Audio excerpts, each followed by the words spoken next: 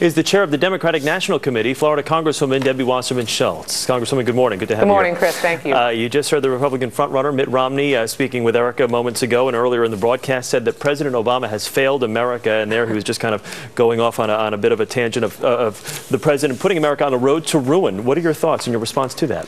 Well, Mr. Romney seems to have a puzzling definition of failure. If you look at the track record of President Obama, he has taken this economy from the precipice of disaster and turned things around, and now we've had 14 straight months of private sector job growth. The manufacturing industry has had job growth for 14 straight months. We were literally bleeding 750,000 jobs a month before he took office, and because of the Recovery Act, because of the investment that we made in the auto industry, I mean, we're going through some revisionist history here that Mr. Romney seems to have, because it was the investments that we made and the bankruptcy combined. And I think the auto industry executives would say that they couldn't have gotten through to the other side and been profitable without both.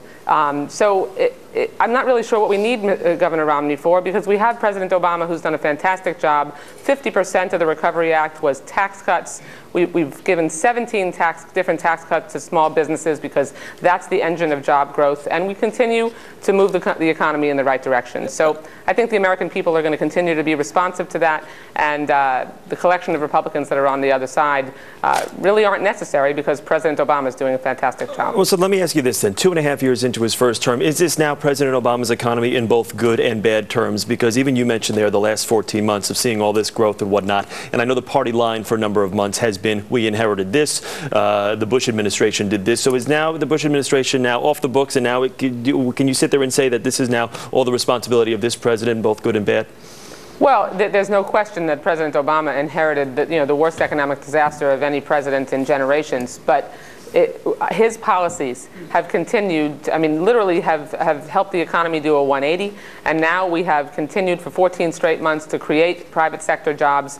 We continue to be on the right track, and we need to make sure that we focus on deficit reduction and cutting spending, but do it in a way that makes sure that people engage in shared sacrifice, so that we're not slashing and burning education, so that we're not limiting our ability to out-educate and out-innovate and out-build our competitors, and so that we can make sure that we can really have some prosperity for the long term. And what the Republicans want to do is end Medicare as we know it, which Governor Romney supports, pile all the hurt on the backs of people who can least afford it in the middle class, and continue to give tax breaks for millionaires and billionaires. That's just unacceptable. Yeah, it's unacceptable to the middle class. I want to ask you about health care too, because that's something that Democrats are going to hammer Mitt Romney on, that his universal health care plan that he passed as governor of Massachusetts, they say was Obamacare before Obamacare. Let me ask you this. His argument is, you know what, this is what the people of my state needed at the time, and it was good for the state of Massachusetts at the time, but now he feels that's not necessarily the best case for the nation. And I guess in layman terms, not to dumb this down, but what's wrong with that? What's wrong with it being good for one state but not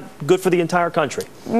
Before Mitt Romney enters the debates with the other Republican candidates, he needs to have a debate with himself on where he is on any issue, particularly health care. He supported an individual mandate, pushed through a smart plan for his own state that has made sure that people have access to coverage.